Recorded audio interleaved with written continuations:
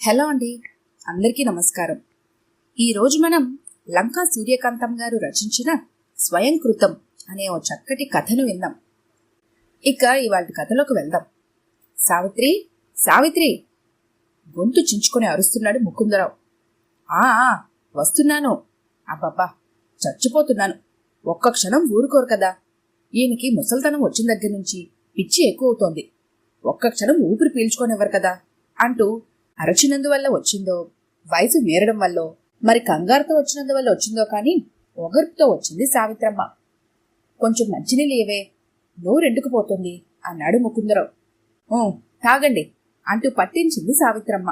Glass కింద పెట్టి వెనుతిరగబోతోంది ఆమె. సావిత్రి, కాసేపు ఇక్కడ కూర్చోరాదు. ఒక్కడిని ఉండలేక చచ్చిపోతున్నాను. ఈ ఒంటరితనం నన్ను బతకనీయడం లేదు. ఈ రోగం నన్ను చావనీయడమూ లేదు. ఇందులో అర్థం చేసుకోవడానికి ఏముంది? నేను కూర్చున్నా ఎంతసేపన్నా కూర్చోగలను. చూసే వాళ్ళకి బాగుండదు కదా.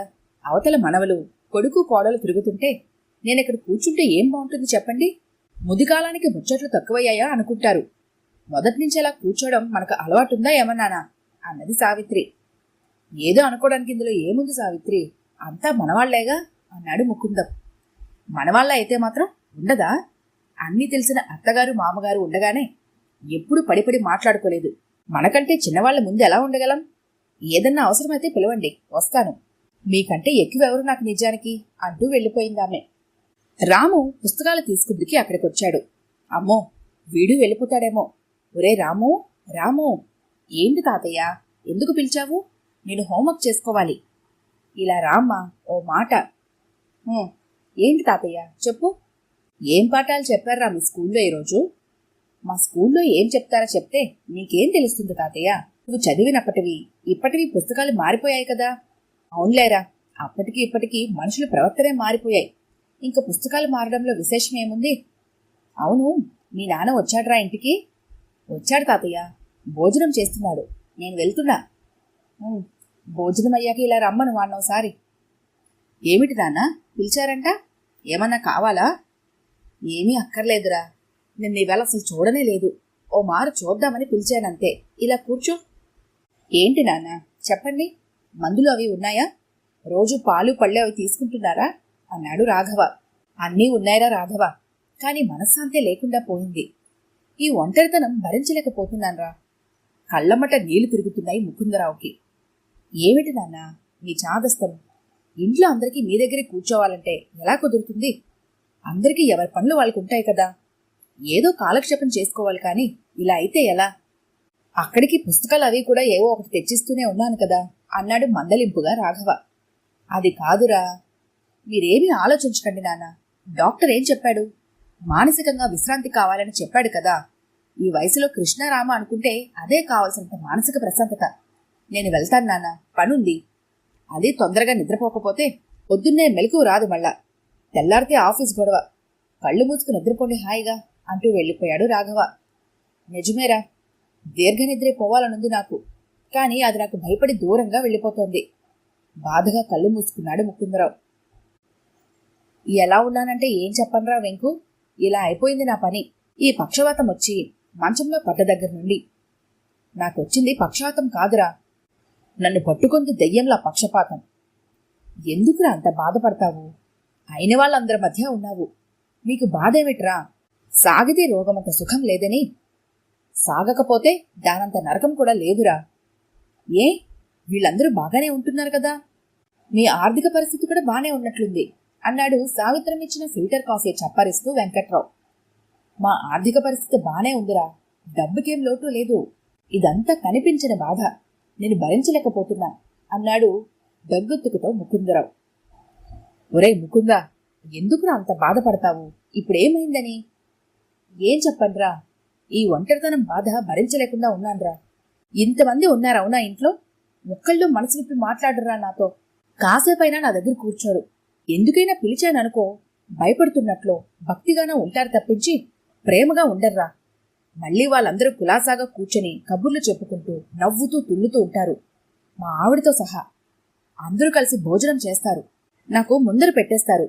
నన్ను కూడా వాళ్ళ దగ్గరికి తీసుకువెళ్ళి వాళ్ళతో కలిసి తిననీయచ్చుగా అన్నాడాయన అన్నాళ్ల ఆవేదనని ఆక్రోశం రూపంలో తెలియజేస్తూ. అందుకేరా ముకుందా, నీకు మొదట్నుంచి చెప్తూనే ఉన్నాను నేను. ముసలితనం కోసం యవ్వనంలోనూ, పరలోకం కోసం ఇహలోకంలోనూ కూడబెట్టుకోవాలి అని. ముసలితనం కోసం యవ్వనంలో కూడబెట్టుకోవాల్సింది ధనం ఒక్కటే కాదు, అభిమానం కూడాను. మనం ఒకళ్ళ మీద చూపిస్తేనే కదా మన మీద వాళ్ళు కూడా చూపించేది అన్నాడు. అంటే నేనెవరి మీద అభిమానం చూపించలేదంటావా? చిన్నబుచ్చుకున్నట్టుగా అన్నాడు ముకుందరావు. అంటే నీ దృష్టిలో అభిమానం చూపించడం అంటే ఏంట్రా? నువ్వు చేసిందల్లా నీ బాధ్యత తీర్చుకున్నావు, అది అభిమానం చూపించడం అవుతుందా? ఇప్పుడు ఈ పరిస్థితి అంతా ఎందువల్ల వచ్చిందంటావు? ఎందువల్ల? గతంలోకి తొంగి చూశాయి ముకుందరావు ఆలోచనలు. గంట సేపటి నుండి వీధిలో నుండి ఇంట్లోకి, ఇంట్లో నుండి వీధిలోకి తిరుగుతోంది. ఎంతకీ ముకుందం రావడం లేదు. కొత్త కాపురం, కొత్త ఆశలు. ఓ 4 రోజులొచ్చాయి వాళ్ల కాపురానికి. ఇంకా కళ్ళలో నుండి వాస్తవంలోకి రాలేదు సావిత్రి. తన కంటున్న కలలు కళ్ళలుగానే ఉంటాయో నిజాలవుతాయో ఆమెకే తెలీదు. ఎవరికైనా అంతే, ఇది జరిగింది అని పూర్తిగా జరిగాకే అనుకోవాలి. సాధారణంగా స్త్రీల అసంతృప్తికి కారణం వాళ్ల జీవితాన్ని పురుషుల చుట్టూ అల్లుకోవడమే అయ్యుంటుంది. పురుషుడు కూడా సహకరించి ఆ అల్లికకు తోడ్పడితే అది సంతోషదాయకం అవుతుంది. లేకపోతే ఆ జీవితమంతా అసంతృప్తే. ఆఖరికి 7 గంటలకు వచ్చాడు ముకుందం. ఏమండి, ఆఫీసులో పనవలేదా? ఈరోజు తొందరగా వస్తానన్నారు కదా అంది సావిత్రి. పని 5:30కి అయింది, కానీ ఇంత తొందరగా ఇంటికొచ్చి ఏం చేయాలని రాలేదు అన్నాడు ముకుందం. చివుక్కుమంది సావిత్రికి. కొత్త దంపతులు సాయంత్రం 5 ఎప్పుడవుతుందా అని ఎదురు చూస్తుంటారట. అతనికలా అనిపించదా అనుకుంది. అయినా తమాయించుకొని, ఏమిటండి బొత్తిగా అలా అంటారు? తొందరగా వస్తే సరదాగా కలిసి సినిమాకి వెళదామనుకున్నాను అన్నది సావిత్రి బాధగా. సావిత్రి, మనిద్దరం మొగుడు పెళ్ళాలైనంత మాత్రాన కలిసి సినిమాలకి షికార్లకి తిరిగితేనే కాని కుదరదా? ఎవరి ఫ్రెండ్స్తో వాళ్ళు కలిసి వెళితే సుఖంగా ఉంటుంది. కావాలంటే డబ్బిస్తాను, వెళ్ళు. నిన్నొద్దని లేదు కదా అన్నాడు ముకుందం. ఇదేం మనిషి అనిపించింది సావిత్రికి. ఇంకేమీ మాట్లాడే ధైర్యం చేయలేకపోయింది సావిత్రి. ఏమండి, నేను పురిటికి మా ఇంటికి వెళ్ళాలి కదా. అవును, అయితే? మిమ్మల్ని వదిలి ఉండటం చాలా కష్టం అనిపిస్తుంది. మీకేమీ అనిపించడం లేదు? సావిత్రి, ఇలాంటి సెంటిమెంట్లన్నీ వదిలేసుకోవాలి. మనిద్దరం పెళ్లికి ముందర కలిసి ఉన్నామా? ఇప్పుడు అంతే, కాలక్షేపానికి ఫ్రెండ్స్ ఉంటారు కదా అన్నారు దగ్గరగా తీసుకుంటూ. అవును, నిజమే. పెళ్లికి ముందర వేరేగా పడుకోలేదు, ఇప్పుడు కూడా అలాగే పడుకోండి అంది వెనక్కి తిరిగి పడుకుంటూ. ఏం మనిషో, ఓ మాటొచ్చి మీద పడుతుంది, తను పడితే తోసేస్తుంది. ఈ ఆడవాళ్ళకి ఏం కావాలో వాళ్ళకే తెలీదు అనుకుని విసుక్కున్నాడు. అంతకంటే అతని మనసుకి ఏమీ తోచలేదు. నాన్నా, నాన్నా. ఏంట్రా రాఘవా, ఎక్కడికి వెళ్తున్నావు? ఎక్కడికని చెప్తే నీకేం తెలుస్తుంది? నువ్వెళ్ళొద్దు నాన్నా, నాకు కూడా నీతో రావాలనుంటుంది, తీసుకెళ్ళవా అన్నాడు బాబు ఏడుపు ముఖం పెట్టుకొని. అలాగేనమ్మా, మళ్ళీ వచ్చి తీసుకెళ్తాను. సావిత్రి, వీణ్ణి కాస్త మరిపించు, టైం అయిపోతుంటే వీడొకడు. బాబు ఏడవకమ్మా, నాన్న ఇప్పుడు వచ్చేస్తారుగా. సావిత్రి ఊరడింపు. వద్దమ్మా, నాన్న వెళితే రాడు, నేను కూడా వెళ్తే తొందరగా వస్తాడు, నన్ను కూడా తీసుకెళ్ళమనమ్మా. వద్దమ్మా, నేను ఎంచక్క కథలు చెప్తాను. నాన్నతో వెడితే నాన్న ఫ్రెండ్స్తో మాట్లాడుతూ కూర్చుంటారు, నీకేం తోస్తుంది చెప్పు. అలాగేలే, నాన్నెప్పుడు ఇంతే. తప్పమ్మా, అలా అనకూడదు, నాన్నకి పనుంది కదా మరి. అమ్మా, నాన్నకి బయటే గాని ఇంట్లో ఎప్పుడు పనుండదా? కొంతమందికి ఉండదు బాబు. సావిత్రి మనసులోనే మదనపడసాగింది. ఈయన తత్వం ఏమిటో, భార్య బిడ్డలతో గడపాలని ఉండదు అసలు. తను తన ఫ్రెండ్స్. చంటి పిల్లవాడు అడిగాడు కదా, వాడి కోరిక తీర్చడానికైనా ఉండొచ్చు కదా. కాని ఈయన మాత్రం నిజంగా ఇంట్లో వరకు తీసుకుంటే స్థితప్రజ్ఞుడు లాంటి మనిషి. తనేమో తన కోరికలేమో గాని ఇక్కడున్న సంతోష విచారాలేమీ ఆయనకు పట్టవు.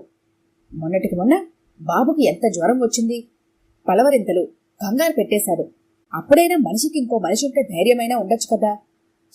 అదేం లేదు. పైగా డాక్టర్ దగ్గరికి తీసుకెళ్లాను కదా, నేనుండి మాత్రం ఏం చేస్తాను అన్నారు. అంతేగాని ఆయనకేమీ పేగుపేకలేదు. అందుకే అంటారు, కడుపులో లేంది కావలించుకుంటే వస్తుందా అని. సావిత్రిలో రోజురోజుకి అతని ప్రవర్తన పట్ల నిరుత్సాహం పెరగసాగింది. ఇంకా ఈయన మారరుగాక మారరు, మారాల్సింది తనే. అసలు తను పట్టించుకొని బాధపడడం వల్లనే కదా ఈ బాధంతా. తను కూడా ఆయనలాగే ఉండగలిగినప్పుడు ఈ బాధపడాల్సిన పనేముంది? అందుకే తన చుట్టూ తను కూడా ఓ ప్రపంచం ఏర్పరచుకుంది. స్నేహితులు, పిల్లలు, ఇదే తన ప్రపంచం. భర్త కొరకు వండి పెట్టడం, వాతావరణం ఇద్దరి మధ్య బాగున్నప్పుడు కోరిక తీర్చుకోవడం, ఇంతవరకే ఇద్దరికీ ఉన్న సంబంధం. ఒక్కోసారి విసుక్కునేవాడు ముకుందం. ఇంటికొచ్చేసరికి నిద్రపోతుందేమిటి, కాస్త మెలకుగా ఉండి వడ్డించవచ్చు కదా. ఎప్పుడైనా ఆ మాట అంటే విసుక్కునేది. అన్నీ అక్కడే ఉన్నాయి కదా, పెట్టుకుని తినలేరు అని. ఎప్పుడైనా బయట పని లేక తొందరగా ఇంటికొచ్చినా కూడా ఏమీ తోచేది కాదు. ఒక్కోసారి పిల్లలు చదువుకుంటుంటే సావిత్రి పక్కవాట వాళ్లతో కబుర్లు చెప్తుండడమో, లేకపోతే ఏ ఫస్ట్ షోకో వెళ్తుండేది. క్రమేపీ తన నుండి విడిపోయి తన చుట్టూ దుర్భేద్యమైన పరిధి ఏర్పరచుకుంది. ఇలా అయితే ఎవరైనా ఇంకెలా ప్రవర్తిస్తారా ముకుందం అన్నాడు వెంకు. అంటే చిన్నప్పుడెప్పుడో తెలియక చేసిన తప్పుకు ఇంత శిక్ష, ఈ వృద్ధాప్యంలో ఒంటరి చేసి బాధించడమా?